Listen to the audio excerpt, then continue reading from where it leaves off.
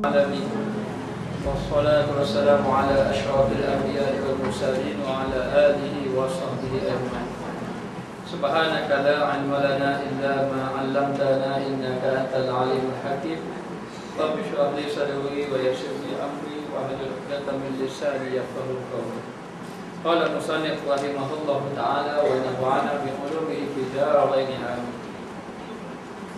Kemudian aku sebut hal dua orang laki-laki yang salah seorang barang yang menghikayatkan daripada Abdullah ibn al-Mubarak. Kemudian katanya menceritakan mengenai dua orang laki-laki yang mana cerita ini diceritakan daripada Abdullah ibn al-Mubarak bahawasanya ia hadir wafat. Menilai ia ke langit, maka tertawa-tawalah ia. Maknanya Abdullah ibn Mubarak menceritakan hal seorang laki-laki ketika laki-laki itu hampir wafat, dia pun pergi ziarah. Lalu dikatakan bahawa maka tertawa ia. Tertawa itu senyumlah maknanya.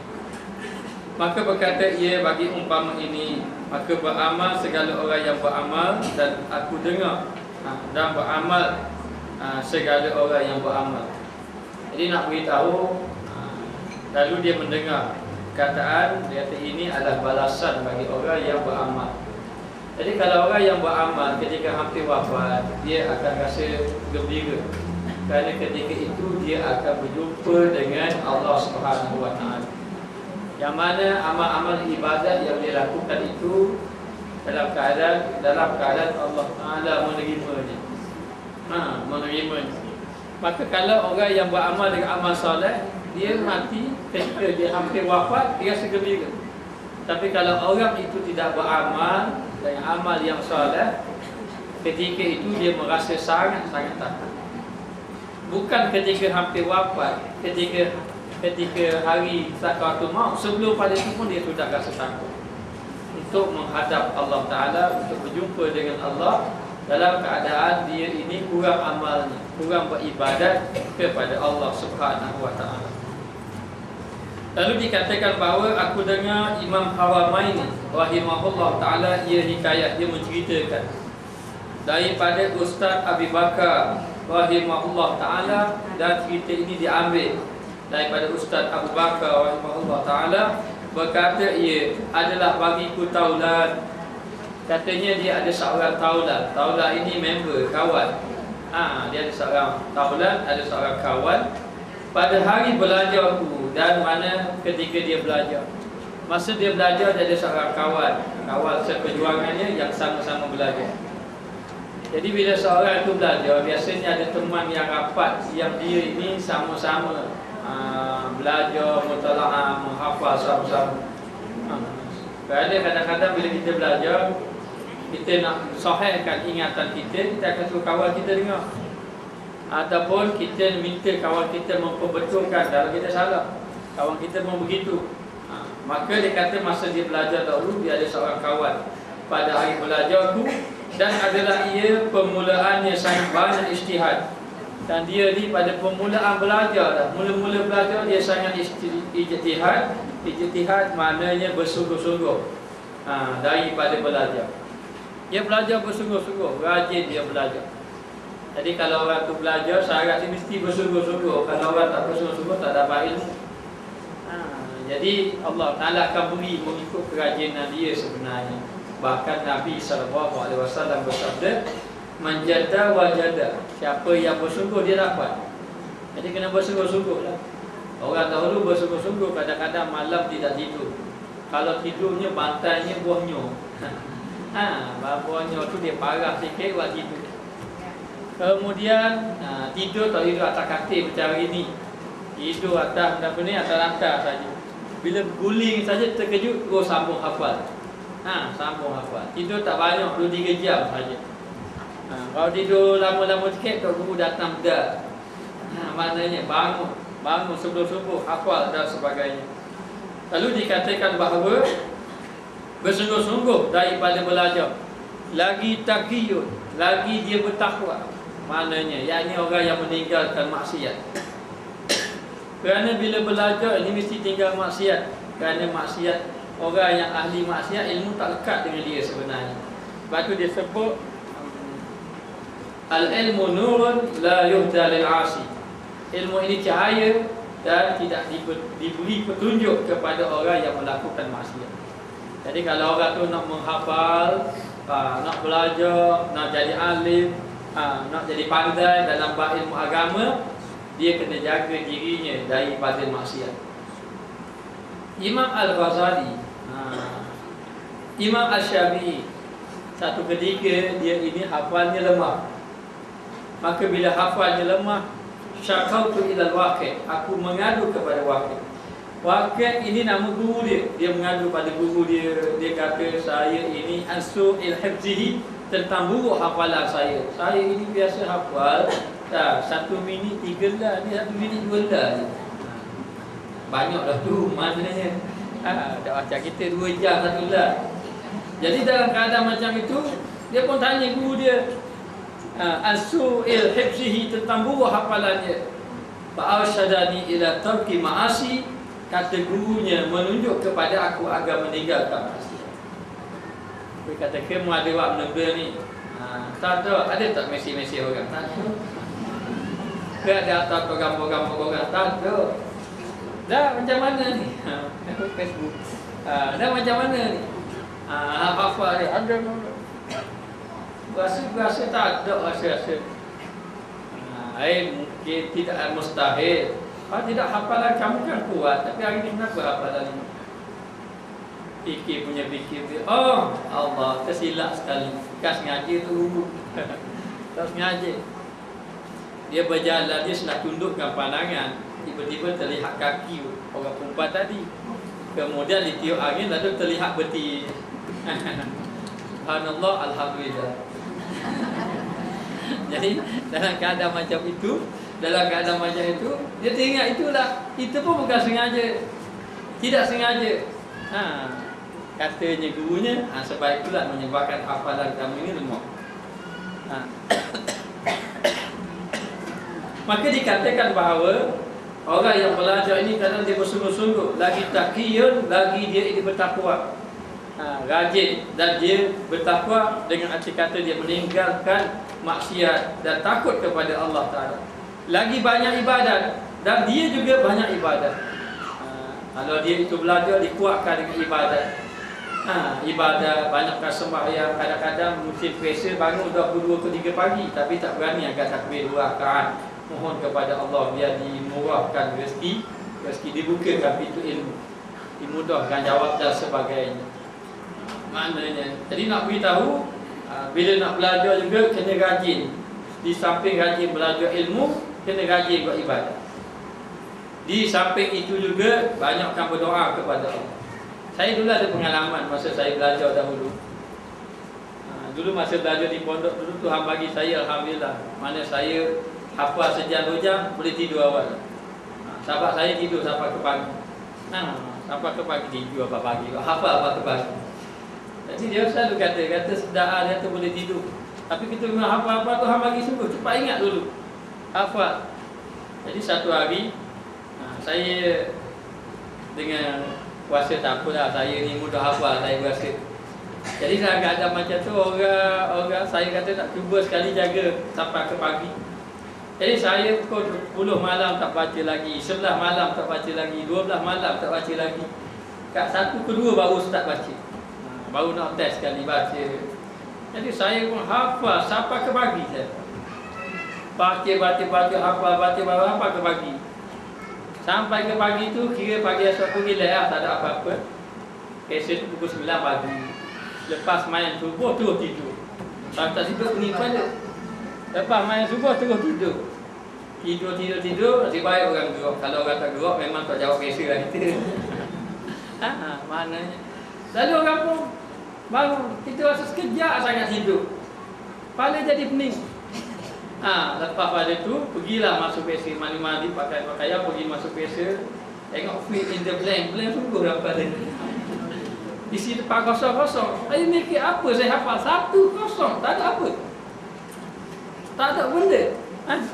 Benda apa yang kita hafal malam tadi tu, kita tak ada apa-apa, kosong. Mari ingat, istighfar, baca zikir, tak jadi benda. Tengok sebelah kiri kanan, dia tahu peluang minggu kan. Fikir punya fikir tak kira jawab kat barang-barang sekalian. Saya tak ingatlah keputusan itu dulu ke kita. Baik, kita balik semula. Maka dikatakan bahawa banyak ibadat, dia ini sungguh belajar pun sungguh takwa dan banyak ibadat. Dan adalah ia tiada hasil baginya serta ijtihad itu tiada dapat hasil dalam keadaan dia bersungguh-sungguh itu, melainkan sedikit saja, dapat sedikit je. Ilmu ni pemberian Allah. Ada orang yang belajar sikit dapat ilmu banyak. Ada orang yang belajar banyak-banyak dapat ilmu sedikit. Ini pemberian Allah Ta'ala. Tidak semestinya dengan belajar lama. Ada orang betul dia belajar lama. Imam Ash-Syafi'i kata di atasnya tulus zaman, panjang masa. Tapi ada juga orang yang belajar sedikit saja tapi dapat ilmu cepat. Jadi orang yang dapat ilmu sedikit ni tidak semestinya dia ini tidak bagus. Tapi Allah Ta'ala beri dia ilmu sedikit saja. Dan adalah kami takjub, kami rasa hairan. Tajuk ni hairan. Hairan sungguh dia rajin dah belajar tapi tak ada apa-apa. Rajin. Daripada halnya, hal keadaan dia. Jadi dia ni walaupun dia bersungguh-sungguh beribadat, dia belajar bersungguh-sungguh, ilmu dia sedikit. Jadi jangan susah hati kadang-kadang ilmu kita sedikit saja, banyak benda tak tahu. Banyak benda tak tahu itu tidak mengapa, asalkan benda yang kita tahu itu kita amal. Kalau kita banyak ilmu tapi kita tidak beramal, tak ada manfaat juga. Ada anak murid yang boleh jalan atas air. Tok guru dia mengajar, kemudian dia duduk luar. Kemudian dia pun dengar, tok guru dia kata puasa sunat, dia balik puasa sunat. Tok guru makan tu. Tak ajib puasa sunat. Lepas pada tu tok guru dia kata buat macam ni, dia balik buat macam ni. Dia beramal dengan ilmu dia. Bila dia beramal dengan ilmu dia, satu hari tok guru ni nak berjalan naik perahu sekali dengan dia. Tak macam mana air kuat, akhir kali bergoyang perahu tadi, terbaliklah. Bila terbalik lemah tok guru tadi. Oh, tok guru tak pandai berenang punya. Lemas. Dia ini akhir sekali dia tolong guru dia. Rupa-rupanya dia boleh jalan atas air. Tok guru dia pun heran kata, "Apa amalan kamu?" Lah, tok guru tak tahu, saya duk belajar amal. Tak aja tengok pun. Duduk luar. Bisa kau duduk luar ni. Lalu dalam keadaan dia kata tak, guru kata tak aja tengok, dia kata duduk kat luar. Duduk kat luar saja. Tapi saya ini apa yang guru khabar tadi saya beramal. Saya beramal. Jadi bila kadang kata gurunya sebab kamu amal. Sebab kamu amal lah yang menyebabkan kamu ni Allah Ta'ala beri. Adapun kamu ilmu sedikit banyak amal. Adapun aku ilmu banyak aku gak amal. Jadi yang paling penting beramal, biar ilmu sedikit tak apa. Tapi yang abdalnya dia dalam. Baik. Maka sakitlah ia, lalu sakitlah ia. Sakit. Lalu orang itu yang dapat ilmu sedikit dia sakit dia. Maka melazimlah ia akan tempatnya antara aulia Allah. Maka memistikan maknanya dia ni duduk di tempat aulia Allah, wali-wali Allah di dalam ribat. Ribat ini kita kata pondok-pondok dan tiada masuk kepada rumah sakit, tempat sakit. Maknanya melazim, maknanya dia ni sentiasa pergi walaupun dia sakit, dia pergi juga dekat berjumpa dengan wali-wali Allah. Maknanya kalau dia tahu tu wali Allah, dia pergi sama jumpa. Kemudian dia pergi ke ribat. Ribat ni pondok-pondok. Ada orang panggil madrasah, ada orang panggil ribat. Kalau madrasah ni dia menekankan kepada sistem ilmu yang banyak. Kalau ni ribat biasanya menekankan kepada amalan yang banyak.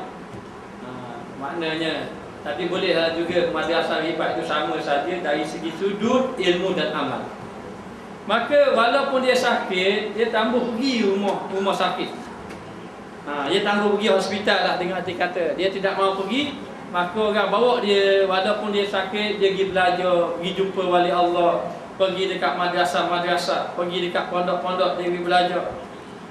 Maknanya, dan dia ni memang suka sangat ilmu. Dia tak ada ilmu. Ilmu dia ada sedikit saja, tapi bersungguh dia belajar.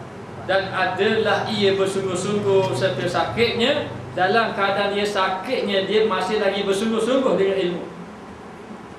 Belajar. Sebab itu kalau boleh, biar kita mati dalam belajar ilmu. Mati biar belajar ilmu agama. Maknanya, kerana orang yang mati dalam belajar ilmu itu dikira mati syahid. Yakni ketika dia mati itu dia dapat pahala dengan sebab dia belajar ilmu. Pastikan. Bahkan ada ulama, walaupun dia sudah ulama, sampai masa dia tengok ulama lain mengajar, dia masuk lagi dalam kuliah tadi. Maknanya sebab dia nak jadi dia ini penuntut ilmu. Dan penuntut ilmu ni Allah Ta'ala kasih.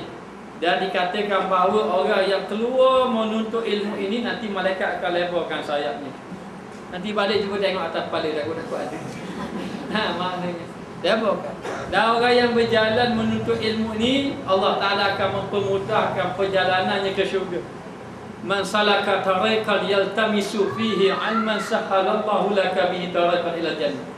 Siapa yang berjalan keluar daripada rumah ataupun berjalan mendapatkan ilmu dengan hafal, dengan menulis dan sebagainya, maka Allah Ta'ala akan mempermudahkan perjalanannya untuk masuk syurga Allah Ta'ala. Jadi begitu. Siapa orang ini sakit dia belajar. Maknanya sampailah kepada dia mati serta dalam belajar. Maka sangatlah kelakuannya. Maka begitulah. Begitulah kelakuannya. Maknanya dia tetap belajar. Dan aku pada sisinya. Dan aku ni kata sahabat dia ada di sisinya. Maka antara ia demikian itu, tiba-tiba dengan matanya kepada kepala, dalam keadaan dia sakit, aku bersamping dengan dia, sama-sama dengan dia. Dia ni sakit tapi belajar bersungguh-sungguh.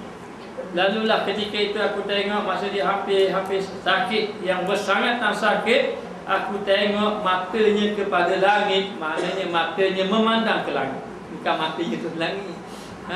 Matanya memandang ke langit. Lalu dalam keadaan itu kemudian berkata ia kepada aku. Lalulah berkatanya kepada sahabat dia ini,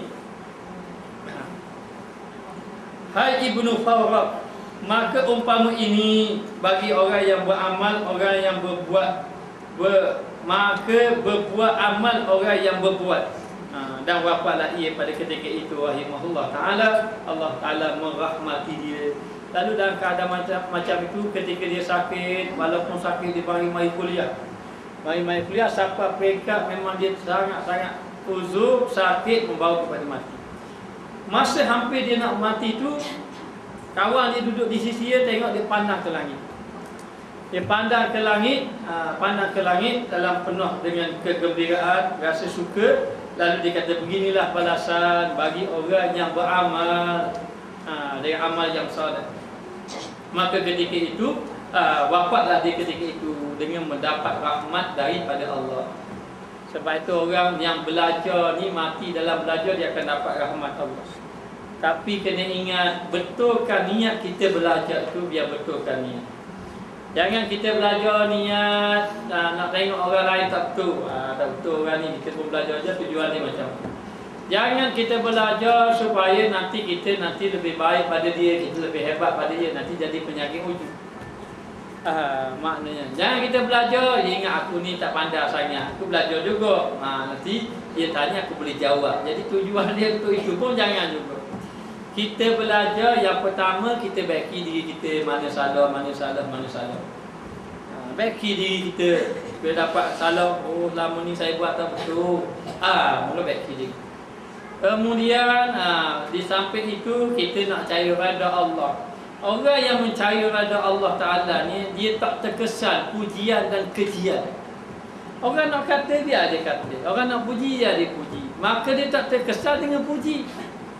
Jangan habis kata dia orang puji, memang tu aku baru mungkin bila orang puji. Dia orang puji. Ataupun orang keji dia, ataupun bila orang keji, orang kutuk dia, dia pun rasalah maknanya marah dan sebagainya. Jangan kita buat kerja ni kerana Allah terpulang. Dan istiqamahlah kerana Allah Ta'ala. Sebab tu kalau boleh, dia mati dalam belajar ilmu agama. Bukan belajar saja, cuba baiki sikit. Sementara kita sehat ini belajar. Jangan tunggu kita sakit. Kalau ada orang-orang alim, belajar, jangan tinggal. Nanti berlaku ada seorang itu, dia alim, belajar pondok, balik pondok nak mengajar. Dia pula mengajar bahasa Arab. Jadi bahasa Arab, orang tak pandai bahasa Arab, dia ajarlah bahasa Arab. Buka kitabnya Matan Ajrumiyah. Buka kitab, buka surat 1. Tengok. Al-kalamu huwal lafzu murakkabu mufidu bi wada'i waqsamu salasatu. Ya ismu wa fi'lu wa harfun ja'a li ma'na wal ismu yuqafu bi qabdi wa tamim wa dukuli alifi wal lam wal ismu yuqafu bi qabdi wa tamim. Maaf dia baca panjanglah. Matan Ajrumiyah tu saya hafal juga. Maknanya baca. Jadi anak murid tu kagum pada apa yang baca.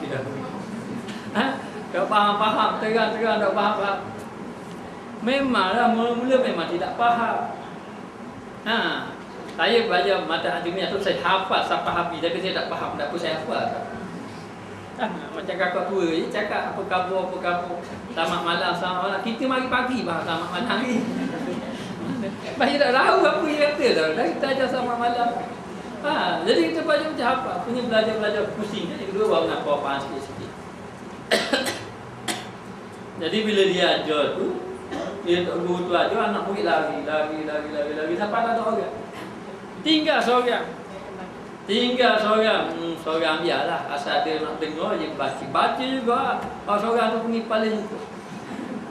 Akhirnya seorang pun lagi. Tak ada orang. Tidak ada orang tutup. Tak ada orang. Mengajar. Di pondok, masa saya belajar pondok di satu tempat dulu, ada kita berlatih mengajar. Konon-konon orang ramai baca. Jadi satu hari saya duduk kat pondok, saya dengar dia mengajar. Dia marah, "Hei, jangan tidur." Saya tak ada sorga. Dia mengajar. Baru tanya, ngajar. Faham tak faham? Tak faham. Kena ulang sama. Ulang balik. Padahal dia seorang diri dia berlatih. Marah dah tu. Akhirnya memang pandai, dia memang boleh mengajar. Jadi bila tak ada orang sorang. Dia mengajar. Kemudian dia kata, "Faham tak?" Dan molek masih tanya faham. Ini kambing bomong baik. Oh faham tu. Biarlah tak ada orang, kambing lah. Ada kot dia. Dia mengajar. Bila dia mengajar sampai ke habis. Rupa-rupanya kambing itu jadi anak murid setia dia. Belajar sama. Jadi setiap kali dia mengajar, dengar suara kambing mari. Kambing duduk atas, duduk bawah. Sampai satu ketika wafat guru dia. Matilah tu guru ni. Lepas mati tu guru ni, kebetulan orang pun nak sembelih kambing. Bila orang sembelih kambing, orang lapor kambing tadi. Tengok di kulit kambing tu ada apa dia panggil? Ni apa ni?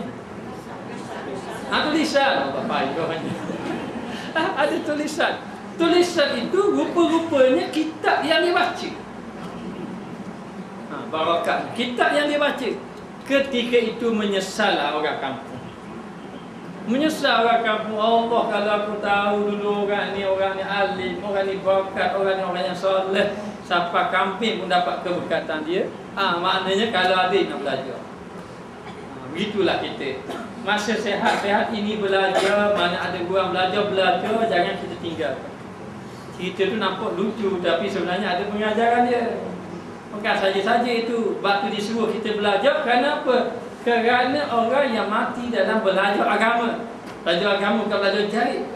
Maknanya belajar agama itu, dia ini akan mendapat pahala dan boleh mati dalam keadaan mati syahid.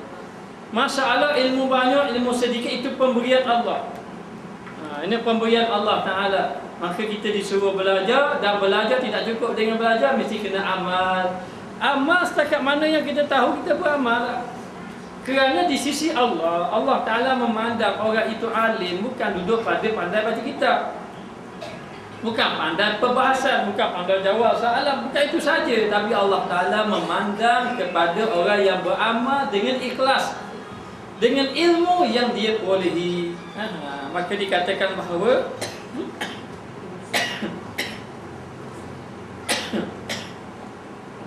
maka dikatakan seseorang itu mestilah dia ni belajar ilmu. Dan ada pun yang satunya, maka barang yang diriwayatkan daripada Malik bin Dinar, ini juga seorang wali Allah. Malik bin Dinar rahimahullah ta'ala menceritakan bahawasanya ia masuk atas jirannya hati wafat. Satu hari Malik bin Dinar pergi rumah jiran dia. Jiran dia sakit dan sakit membawa kepada kematian. Maka berkata dia, "Hai Malik." Malik bin Dinar masa itu sakit, tapi boleh cakap lagi masa itu. Dia kata, "Hai Malik, hai Malik, dua bukit." Wow tu dua, bukan du. Dua bukit daripada api. Alif per tu api, bukan apa. Bukan du bukit ini apa. Bukanlah. Alif per tu api, bukan apa. Dua bukit daripada api antara dua tanganku, masuk antara dua tanganku di hadapanku. Di hadapan aku. Dia kata, "Sekarang ini wahai Malik, aku telah melihat dua bukit api duduk depan aku." Dan kadang bila orang nak mati ni, dia nampak orang lain tak nampak. Kata guru saya masa itu saya ingat kata guru saya, dia kata bila seorang tu nak mati, dia akan ditunjukkan tempat dia. Sama ada tempat dia tempat yang baik ataupun tempat dia tempat yang buruk. Waliyazubillah. Dia akan ditunjukkan tempat dia. Bila ditunjuk tempat dia, maknanya orang yang berada dalam keadaan ketakutan, kalau dia takut lalu ditunjuk tempat dia, maka bertambah takutlah dia. Azab dia, azab dengan sakarat maut itu azab dengan melihat tempat-tempat dia kembali teruk, azab. Maka azab yang bersangatan asap. Walaupun kita tengok senyap-senyap tak ada. Orang Melayu kita senangnya mudah je, senyap-senyap tak ada. Kawan tu menghadapi sakaratul maut dan begitu hebat. Dan ketika itu akan datang semuanya syaitan-syaitan ataupun dia akan goda. Itulah godaan yang terakhir. Dan yang iblis syaitan kan sudah berjanji kepada Allah Ta'ala, mohon kepada Allah agar boleh menyesatkan umat Nabi Muhammad sallallahu alaihi wasallam. Jadi nak beritahu, kalau orang itu terpelihara daripada Allah, selamat lagi. Kalau dia tidak terpelihara, waliyazbillah. Jadi belum tentu orang itu dia duduk di atas muka dunia sekarang ini boleh jadi dia beriman, belum tentu dia mati beriman lagi. Boleh jadi tercabut imannya, boleh jadi ada imannya. Sebab tu kita kena jaga-jaga. Kena siap diri kita untuk menghadapi kematian dengan beramal kepada Allah Subhanahu Wa Taala. Lalu dikatakan bahawa ada orang yang soleh akan diperlihatkan tempat tinggal dia. Maka ketika diperlihatkan tempat tinggalnya, maka sakit memang dia mengalami sakaratul maut. Sakit sakaratul maut itu seperti kulit yang disiat. Katanya seperti kita makan buah limau, kita siat-siat. Itu. Nabi Musa kata seperti dia direbus dalam air yang panas, direbus, dilempar ke dalam, maka digelepar kesakitan. Itu gambarannya sakit sakaratul maut. Jadi dalam keadaan sakit, bila dalam keadaan sakit tiba-tiba diperlihatkan tempat tinggal, maka sakit itu ada, tapi hilang rasa sakit. Macam mana orang yang benar-benar sakit boleh tersenyum? Patutnya tak boleh tersenyum. Sebab sakit sakaratul maut ni sangat-sangat sakit, tapi boleh tersenyum. Kerana dia telah diperlihatkan tempat tinggal.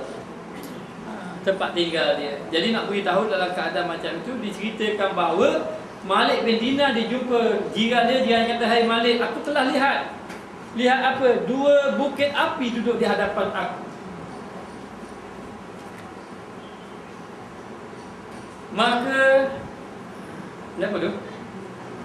Diberatkan daku suruh naik atas keduanya. Maka aku ini dipaksa disuruh naik dua bukit. Yang mana dua bukit itu bukit api. Bukit api. Suruh naik atas bukit api tadi. Katanya, maka aku nyatakan ahlinya. Katanya kata Malik bin Dinar. Maka aku tanya tu. Maka aku tanyakan ahlinya. Maka aku tanya isteri dan anak dia. Ahlinya isteri dan anak dia. Maka dia pun tanya, kata Malik, dia pun tanyalah isteri dan anak dia tadi.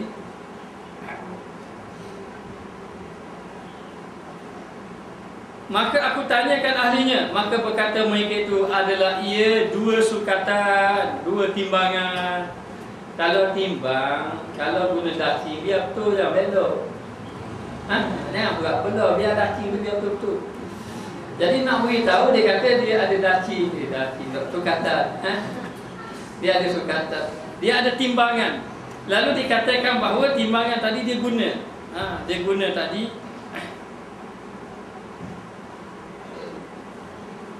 dua sukatan, menyukat ia dengan salah satunya. Salah satu diguna buat sukat dan disukatkan orang dengan satu yang lain. Satu dia sukat untuk diri dia dan satu lagi dia sukat untuk orang lain. Dia guna tadi. Maka aku serukan kepada keduanya, aku panggil ahli keluarga dia, suruh bawa dua timbangan tadi. Macam mana sukatan dia, macam mana dia punya tu. Lalu dalam keadaannya, maka aku pukullah salah satu akal yang lain hingga pecah keduanya. Malah pukul sukatan tadi, pukul. Bila dia pukul tadi, sampalah pecah. Kemudian aku tanya akal laki-laki itu. Maka berkata ia, tiada bertambah pekerjaan atasku melainkan besarnya. Lalu dia kata, lepas dia kena buat macam tu, dia ambil mungkin timbangan. Ni andai kata ada timbangan lah. Timbangan dia sukat untuk diri dia, keluarga dia, satu sukat untuk orang. Boleh jadi dia ni ahli perniagaan tu, wallahu a'lam. Lalu dalam keadaan macam itu, dia Malik bin Dinar ambil, Malik bin Dinar pun katuk, pecahlah dua-dua. Lepas tu tanya kan, bagaimana keadaan kamu? Dia kata kau berat. Semakin berat. Maknanya apa? Kita ini akan terhalang kebaikan daripada Allah apabila kita ada buat sesuatu pada orang lain. Maknanya kita ada buat sesuatu pada orang lain ke, ataupun kita ada zalim orang, khianat orang, maka menyebabkan bila kita wafat nanti terhalang, kita berat nak ucap kalimah syahadah pun berat, dan azab kita akan semakin teruk kalau kita ada kaitan kesalahan dengan orang lain. Sebab tu Malik bin Dinar dia kata, saya ni tapak api, bukit api saya kena panjat. Ni ada benda-benda ni, ada benda-benda tak molek ke apa-apa, dia ambil maka dia pecahkan tadi. Pecahkan tadi supaya sebelum dia berjumpa dengan Allah, maka apa-apa yang berkaitan dengan sesuatu perkara yang terhalang dia kepada Allah, hendaklah diselesaikan dahulu. Maka demikianlah kita. Kita ini kalau kita ada apa-apa kesalahan dengan orang lain, kalau kita tidak bertaubat, tidak minta maaf, tidak mendapuri, tidak selesaikan masalah kita dengan orang, nanti amal ibadat kita terlekat. Amal ibadat kita menyebabkan Allah Ta'ala tidak terima. Jadi ada dua cerita. Satu cerita orang solat, sibuk dia dengan ilmu dia, walaupun ilmu sedikit, tapi dia mati dalam keadaan baik. Ada orang dalam keadaan dia ni ada masalah dengan orang lain, tiba-tiba mati dalam keadaan tidak baik.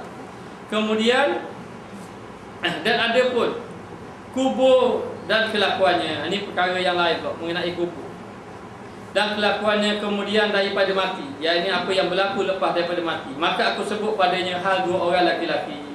Dia cerita kisah dua orang laki-laki. Jadi pagi ni kita cerita je.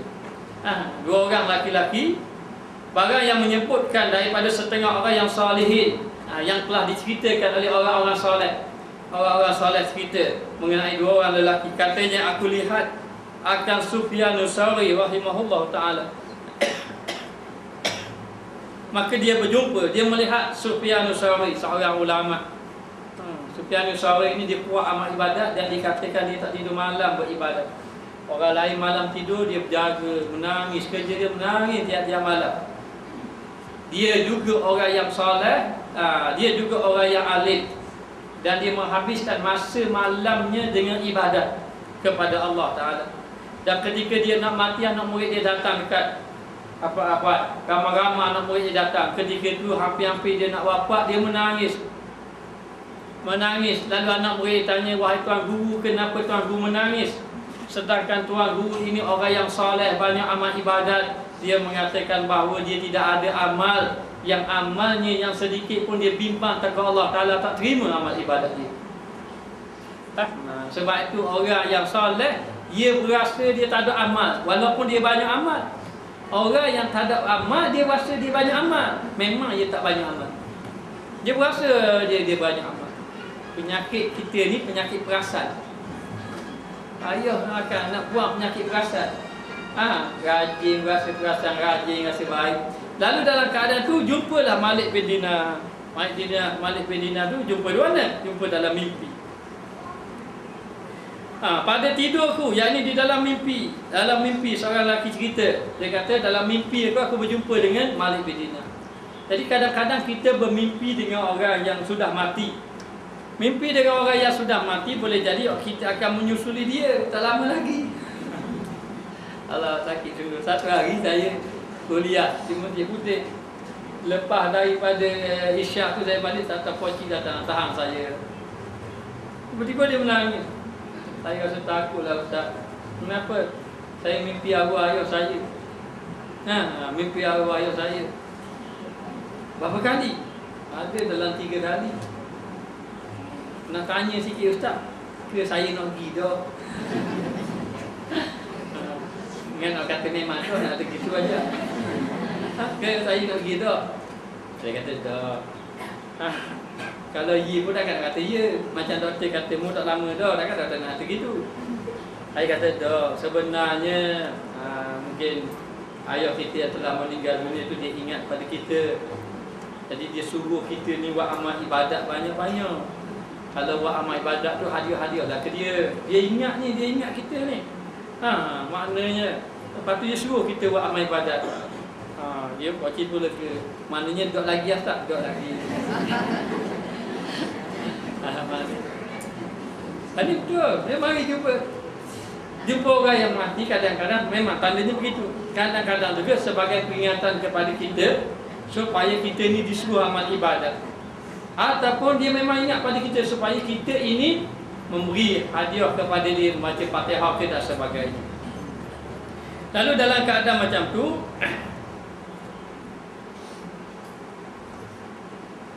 jumpa daripada tidurku, kemudian daripada matinya. Lepas daripada mati, maknanya dia bermimpi jumpa Sufyan Ats-Tsauri yang sudah wafat, sudah mati. Maka kataku, betapa hal kamu, hai Aba Abdillah, bagaimana keadaan kamu? Betapa hal tu, bagaimana keadaan kamu, wahai Aba Abdullah. Ni Aba ni kunyah ataupun gelaran lah kita kata. Jadi dua, satu panggil laqab, satu panggil kunyah. Maknanya dia orang Arab ni dia ada dua. Satu kalau Abu Hurairah, Abu Abdillah itu bukan nama benar dia. Itulah gelaran-gelaran. Kadang-kadang dia tengok anak. Kalau anak dia ada nama Abdullah, dia panggil Abu Abdullah, ayah pada Abdullah. Maknanya. Jadi ada dia panggil kunyah, satu lagi dia panggil laqab. Laqab ni dia gelaran. Macam kata Sayyidina Abu Bakar, oleh kerana dia orang yang betul-betul benar, maka dia panggil As-Siddiq. Sayyidina Abu Bakar As-Siddiq, maka nama dia bukan As-Siddiq. Maknanya begitu juga dengan Umar Al-Khattab Al-Faruq, orang yang membezakan benar dan batil. Maka itu dia panggil laqab. Maka dipanggil dengan hai Aba Abdillah. Maka berpaling ia daripada aku. Bila panggil Aba Abdillah, dia pun paling. Kamu tengok muka tadi. Maka berkata ia, ini bukan masa kuni. Dia baik. Nama ini dah. Dia maknanya masa kuni ni, yakni dipanggil dengan kunyah. Kunyah ni macam kita kat datuk lah. Datuk. Maknanya datuk ataupun Tan Sri, ataupun tak kira lah. Bagi kunyah-kunyah itu tidak ada masalah. Tidak ada masalah. Imam Syafi'i, kita tak dia imam. Bukan imam sembahyang, imam dari segi imam mazhab, kealiman ilmu. Pada Imam Syafi'i itu dia tambah dikenali. Dia berdoa, ya Allah, ya Tuhanku, biar semua orang ambil ilmu dengan aku, tapi jangan kenal aku. Dia tambah dia kenal. Dia tidak mau, ya Allah Tuhanku, biar ramai orang ambil ilmu daripada aku, tapi orang tak sebut nama aku. Dia tambah pun, tapi orang sebut nama dia. Sebut. Kita nak disebut, ada sebut. Tengok. Sebenarnya jangan cari-cari. Kalau cari-cari, orang Allah Ta'ala hinakan. Kalau tak cari-cari, Allah Ta'ala muliakan. Sebab tu dikatakan orang alim itu dia sudah mati. Zahirnya mati, tapi dia masih hidup. Orang yang hidup tu sudah mati, walaupun dia belum lagi mati. Orang yang hidup, orang tak sebut nama dia. Tak sebut pun, orang sebut anak beranak saja. Imam Syafi'i, Imam Malik, imam-imam dahulu, dia mati berapa tahun dah, dia mati sampai sekarang orang sebut nama dia. Betul tak? Maknanya kemuliaan bila Allah Ta'ala muliakan seseorang. Lalu dia kata jangan sebut-sebutlah kunyah ini, gelaran-gelaran ini. Dia kata maka kataku, apa hal kamu hai Abu Sufyan? Abu Sufyan. Maka menasyidlah ia akan dia pun jawab dalam nasyid. Macam mana nasyid pun saya tak erti lah. Dia pun nasyid, bernasyid aku tilik akan Tuhanku. Maknanya aku berjumpa dengan Tuhanku. Aku tengok Tuhanku. Kenyataan aku berjumpa benar-benar dengan Allah Ta'ala. Macam mana dijumpa dengan Allah, wallahu a'lam. Kerana Allah Ta'ala ni tidak berjisim, berjirit. Allah Ta'ala tak seumpama bukit, gunung ganang. Allah Ta'ala ni tidak boleh digambarkan dengan makhluk. Maka katanya aku telah melihat Tuhan aku dengan jelas, dengan terang, ataupun benar-benar aku telah jumpa Tuhan aku. Dia telah jumpa betul-betul dengan Allah Ta'ala. Hani'an, dalam keadaan tenang, rada ku daripadamu. Anak Sa'id, Sufyan Ibnu Sa'id nama dia. Jadi dalam keadaan Allah Ta'ala ini, dalam keadaan tenang, Allah Ta'ala kata, aku reda kepadamu wahai anak Sa'id. Kenapa dia sebut anak Sa'id? Sebab dia ini namanya Sufyan Ibnu Sa'id. Mana Sufyan Ibnu Sa'id kata Allah Ta'ala, aku reda padamu. Maka orang yang mati nanti, dekat dia mati, lepas dia mati, nanti Allah Ta'ala akan beritahu pada dia, dia akan jumpa. Sama ada dia jumpa dalam keadaan Allah Ta'ala reda dia ataupun tidak reda pada dia. Jadi bila Allah Ta'ala reda pada dia, Allah Ta'ala akan beritahu pada dia, aku ni reda pada kamu, suka pada kamu. Radiyallahu anhum wa radu'an. Allah Ta'ala reda dia, dia reda pada Allah. Sesungguhnya adalah engkau qawaman. Apabila malam, engkau ini bangun. Bangun. Berjaga malam. Berjaga malam maknanya engkau ini masa duduk atas muka dunia dahulu, kamu ini berjaga malam. Orang-orang soleh dahulu, dia ini malam tu dia jadi macam siang, dia jaga malam. Sehingga kan ulama-ulama sufi kata, kalaulah raja-raja tahu bagaimana nikmat yang kami dapati ketika kami berjaga malam, nescaya raja-raja pun akan cemburu. Macam mana orang boleh berjaga malam? Dia berjaga malam beribadat pada Allah. Saya ada salah seorang tuan guru saya, kalau dia tidur awal lah. Lepas isyak ni dia tak ada dah, duduk kedai kopi tak ada. Lepas balik isyak dia akan balik. Betul-betul lepas balik isyak, kecuali dia ada buat kuliah lepas isyak. Ada 1 minggu 2 kali malam-malam lain lepas isyak. Dalam pukul 9 tak jumpa dah dia ada di rumah. Dan jangan mari malam-malam, dia tidak akan layan. Malam-malam. Jadi dia duduk malam-malam, dia akan tidur awal. Kalau dia bangun pukul 1, dia tak akan tidur sampai 8 pagi. Semayang sampai ke pagi. Dia jadi suka ke semayang. Maknanya ibadat kepada Allah Ta'ala. Malam ini Allah Ta'ala suka, Allah Ta'ala kasih seorang hamba yang buat amal ibadat ketika mana orang ramai lalai pada Allah.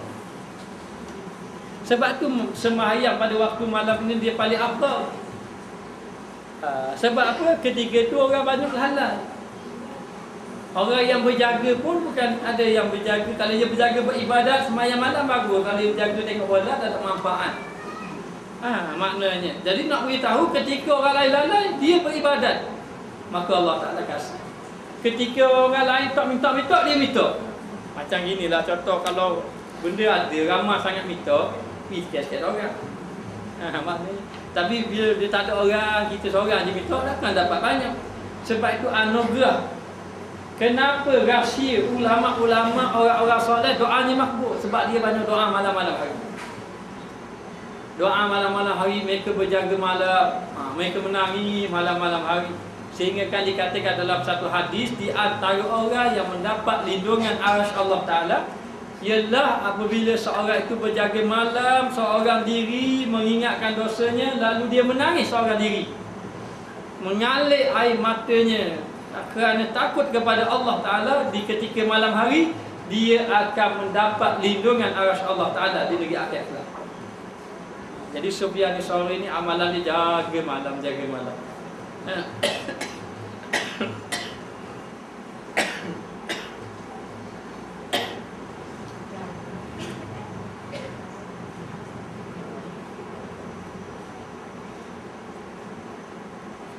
Mana dah jumpa ni. Dengan air mata rindu, dia jaga malam lalu mengalir air mata. Maka ada air mata yang dapat memadamkan api neraka. Tinggal dulu ikuti. Dah puluh tinggal. Sebenarnya memudahkan engkau. Maka maknanya mudah ni maknanya senang. Sehinggalah senang, suka dia dalam melakukan ibadat pada waktu malam. Dengan air mata rindu. Rindu ni rindu pada Allah. Rindu pada Allah. Kalau nak rindu pada makhluk, rindu pada Nabi. Ada apa? Kalau itu tak apalah. Rindu pada orang yang dikasih seperti anak-anak. Tapi jangan sampai membawa kepada lalai kepada Allah. Lalu dikatakan bahawa dia ni malam-malam dia berzikir, beribadat kepada Allah, dan dia menangis mengalir air mata. Maka air mata, ataupun dikatakan air mata orang yang berjaga malam ini adalah air mata yang dapat memadamkan api neraka. Dan juga air mata orang yang bertaubat di atas kesalahan. Air mata ini juga dapat memadamkan api neraka. Dengan sebab dia fikir dosa dia fikir kelalaian dia dahulu, fikir lalu menangis dia. Mengalir air mata. Kerana apa? Kerana kesalahan-kesalahan dia. Air mata orang yang takut kepada Allah, maka ini dapat memadamkan. Dan mata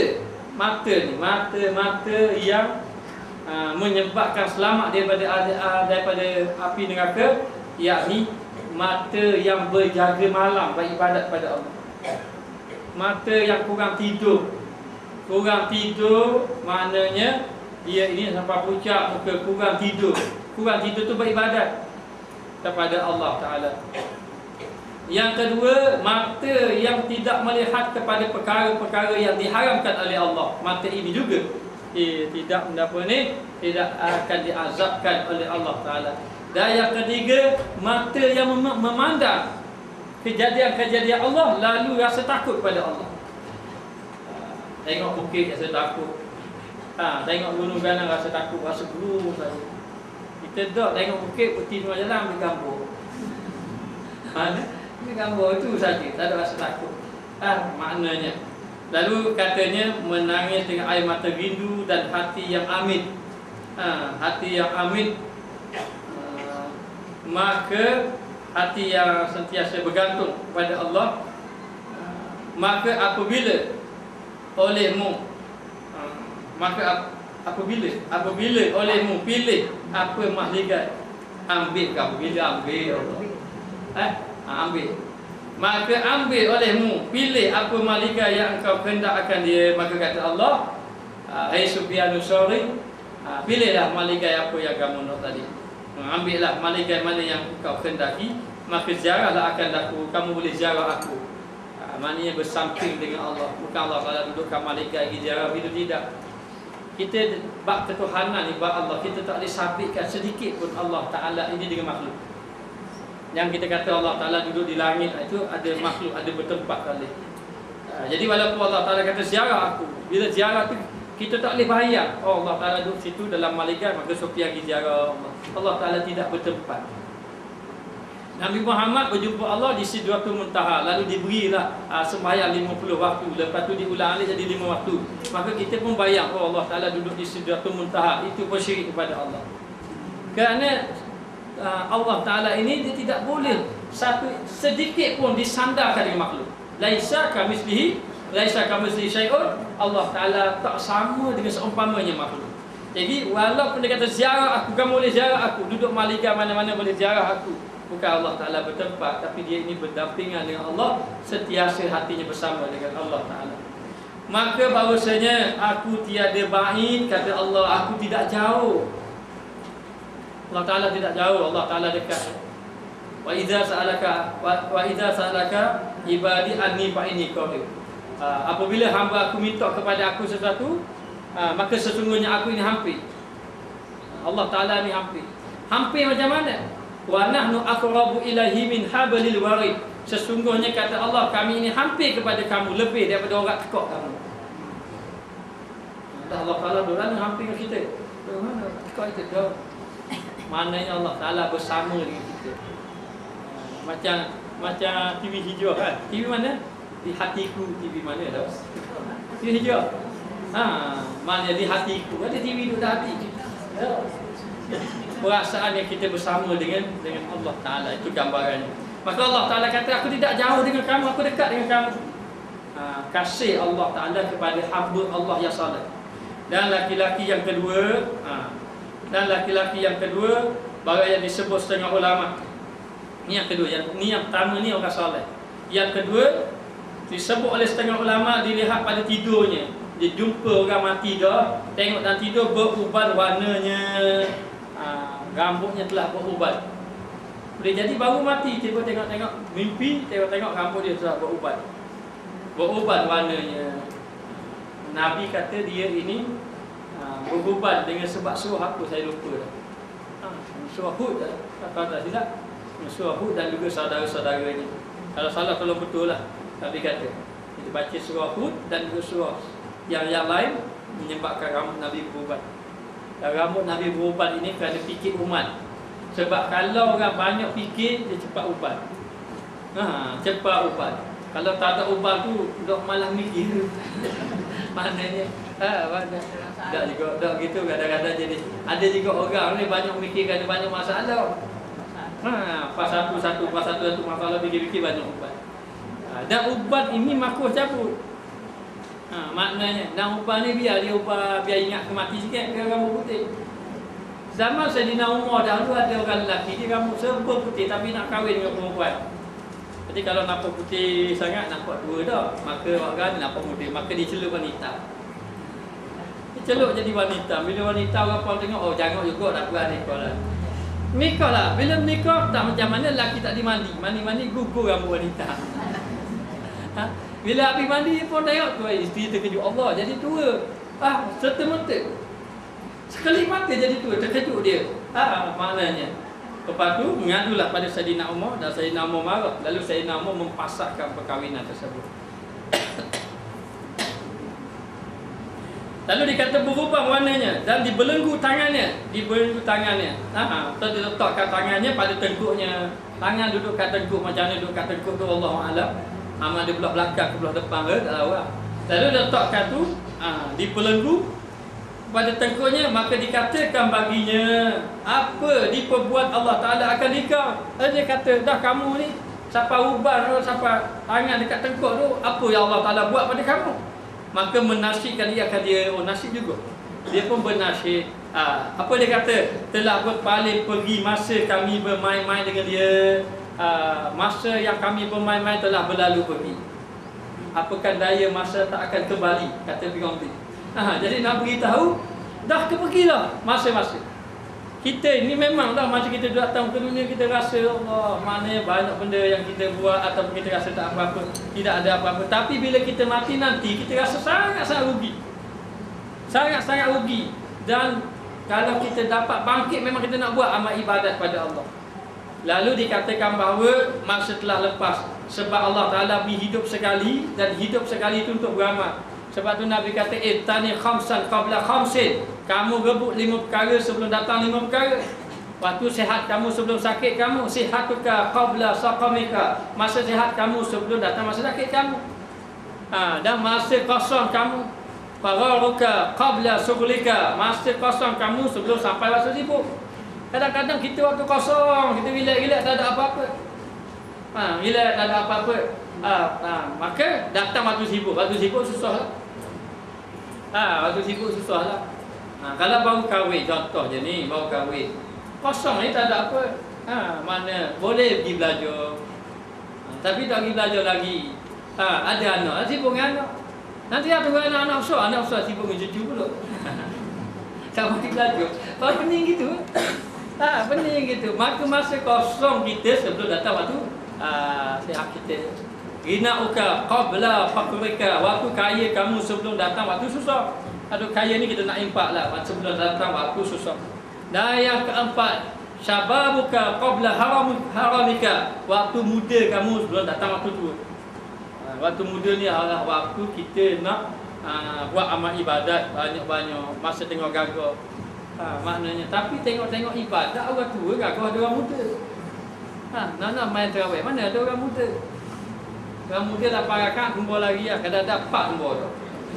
Maknanya, tapi sebenarnya waktu muda ni, sahabat-sahabat Nabi yang gagah-gagah, yang hebat-hebat masa zaman dia muda, yang melakukan amal ibadat kepada Allah Ta'ala, maknanya. Dan yang akhir kali, hayatuka qabla mautika, hidup kamu sebelum sampai mati kamu.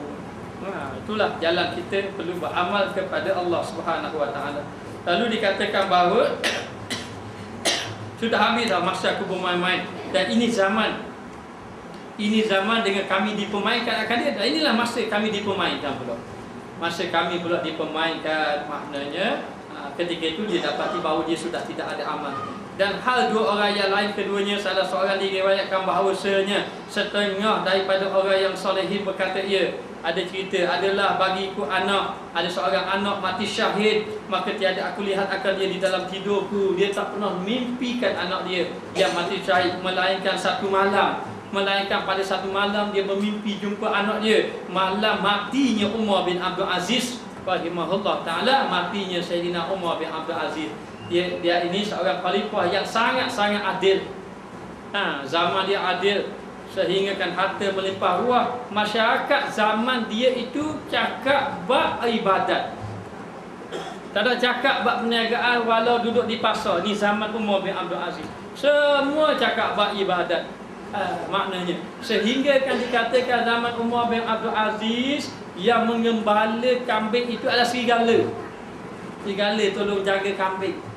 Maknanya sampai begitu sekali, sehingga kan satu hari tuang kambing heran, macam mana kambing yang selama ni serigala jaga kambing, hari ni serigala makan kambing. Biasanya taklah dia jaga. Adanya Saidina Umar bin Abdul Aziz ini, siapa kambing pun boleh masuk kampung. Kambing serigala masuk kampung, semua binatang-binatang buah boleh masuk dalam kampung. Tak payah pergi kat zoo negara.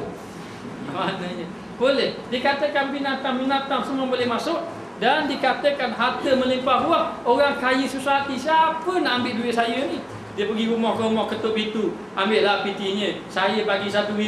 Tak payahlah, cukup dah. Saya bukan nak piti banyak, saya nak ibadat saja. Ada kata mari rumah ke rumah, tak ada dah orang beri. Saya kata ikut saya tambah lah. Siapa orang kaya pergi rumah ke rumah? Zaman mana? Zaman Umar bin Abdul Aziz. Lalu satu hari heran, tengok-tengok serigala makan kambing. Agakkan pagar makan pagi. Jadi akhir sekali dia makan heran. Bila heran dapat berita, tahu tak kenapa serigala makan kambing tadi? Kerana hari ini hari kematian Umar bin Abdul Aziz. Kematian Umar bin Abdul Aziz. Dia khalifah tapi dia layak terima zakat. Dalam keadaan dia ini soleh, buat ibadat banyak-banyak, dia kumpul ulama, tolong doakan saya takut pada Allah. Menjadi khalifah, banyak menangis kepada Allah Ta'ala. Maka Umar bin Abdul Aziz, masa mati Umar bin Abdul Aziz, dia mimpi anak dia mati syahid dahulu. Maka kataku, hai anakku, tiada aku, tiadakah kamu? Betul kan? Hai anakku, tiadakah kamu sudah mati? Adakah kamu sudah mati? Dia tanya aku. Maka katanya, tiada, aku tak mati. Aku tidak mati, dan tetapi aku mati syahid. Tak mati, aku mati syahid. Mana dia mati syahid? Orang mati syahid ni hidup. Wala taqulu lima yuqtalu fi sabilillahi amwat bal ahya'un 'indallahi walakin la tash'urun. Jangan kamu kata orang yang mati pada jalan Allah Taala itu mati, bahkan mereka hidup di sisi Allah. Hanya kamu saja tidak tahu. Maka dikatakan saya tidak mati seperti orang lain, tapi saya mati syahid. Dan aku hidup pada Allah Ta'ala, diberi rezeki, dan Allah Ta'ala beri rezeki pada orang yang mati syahid ini. Maka kataku, apa yang mendatangkan akan dikau? Tengok mu datang malam ni jumpa aku. Lantai langsi lama tak jumpa. Hari ni baru nampak. Mana nampak hari ni? Dalam mimpi. Katanya diseru di dalam 7 petala langit. Rupa-rupanya masa matinya Umar bin Abdul Aziz diseru 7 petala langit bahawa tiada tinggal Nabi pun. Tak ada tinggal Nabi. Dan juga siddiq, iaitu orang-orang yang siddiqin, dan juga syuhada, orang-orang syahid, melainkan hadir mereka itu sembahyang atas Umar bin Abdul Aziz. Maknanya masa Umar bin Abdul Aziz mati, tersebut dalam kitab ini, katanya para nabi, para siddiqin, syuhada, semua disuruh agar menyembahyangkan kepada Umar bin Abdul Aziz. Maka dikatakan bahawa maka aku datang kerana hadir sembahyang. Jadi aku datangi hadir sembahyang Umar bin Abdul Aziz. Kemudian aku datang akan kamu. Jadi bila-bila hadir tu, sambil-sambil pergi jarak dalam rumah ayah. Jarak ikutkan jarak mari rumah tu. Baru apa kan bila mati kan atau kati mulai-mulai yang mari rumah. Ada tak gitu? Ada kan? Atau kati mulai-mulai nak mari rumah. Lepas tu dia tunggu kita. Takut-takut ada tengah malam ni mari. Dia datang ini dalam keadaan mimpi. Akan kamu supaya aku memberi salam atas kamu, supaya aku dapat beri salam pada kamu, berjumpa dengan ibu aku. Jadi nak beritahu, orang-orang yang mati ini sebenarnya diumpama orang yang hidup dalam kelemasan. Orang yang hidup dalam kelemasan dia sangat-sangat perlu bantuan. Maka orang yang mati pun perlu juga bantuan. Maka kita yang ada ahli keluarga kita, kalau boleh kita buat amal ibadah seperti kita baca Quran, kita hadiah pada dia. Hatta kita berinfak kita hadiah pada dia. Orang tanya pada saya, dah kalau kita beri hadiah ke dia, ada modal kita. Tak ada bagian kita dah. Walaupun kita beri hadiah ke dia, kita baca Al-Quran, kita hadiah ke dia, kita buat zikir, kita hadiah ke dia, kita pun dapat pahala. Tidakkah kita buat beri hadiah ke orang tu perkara yang baik? Dan tidakkah setiap perkara yang baik itu dapat pahala? Maka demikianlah. Ada pemberian Allah, dia tanya, kalau kita beri 100, kita dapat berapa? Itu Allah Allah. Mana dah saya tahu? Mana dia bimbang aku dia tadi. Jadi nak beritahu tentang itu, kita serah pada Allah. Yang disuruh ni kita sentiasa buat baik kepada orang, sama ada yang hidup ataupun yang sudah mati. Maknanya. Dan bolehlah kita berdoa kepada orang-orang yang telah mati tadi. Mana tahu dengan berkat doa kita dapat. Sebab ada dalam kitab Mukasyafatul Qulub diceritakan ada seorang lelaki yang soleh. Dia lalu dekat tanah perkuburan. Dalam tanah perkuburan tu ada 300 lebih mayat. Si mati. Dia duduk dekat tanah perkuburan tadi. Dia lelaki yang soleh lah. Dia pun membaca selawat Nabi, Allahumma salli ala Sayyidina Muhammad. Ya Allah, ya Tuhanku, dengan pahala selawat Nabi ini aku hadiahkan kepada seluruh ahli kubur di sini. Dia pun keluar. Selang beberapa lama, ada keluarga si mati mimpi. Dilihat bahawa ahli keluarganya duduk dalam tempat yang molek, tidak diazab kubur. Lalu ditanya keluarga dia, keluarga yang mimpi dia tanya kepada si mati. Si mati kata dia mendapat hadiah daripada seorang hamba yang soleh, yang berselawat kepada Nabi, dia hadiahkan kepada ahli kubur, sehingga semua ahli-ahli kubur tadi diangkat azab kubur kerana satu berkat selawat Nabi daripada hamba Allah yang soleh. Maknanya tapi kena ingat, orang yang selawat tu orang yang soleh, betul-betul soleh. Kita jangan pergi satu kubur bawa soleh Muhammad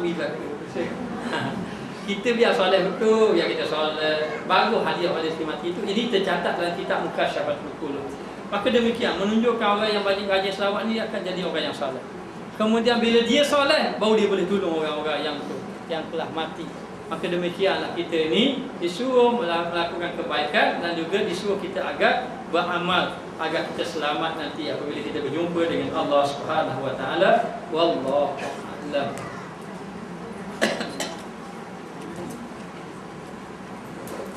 Bismillahirrahmanirrahim. Rabbana zalamna anfusana wa illam taghfir lana wa tarhamna lanakunanna minal khasirin. Allahumma 'alimna ma jahilna, Allahumma rzuqna 'ilman nafi'an warzuqna fahman thayyiban. Wassallallahu ala sayyidina Muhammad wa ala alihi wa sahbihi wasallam. Walhamdulillahi rabbil alamin.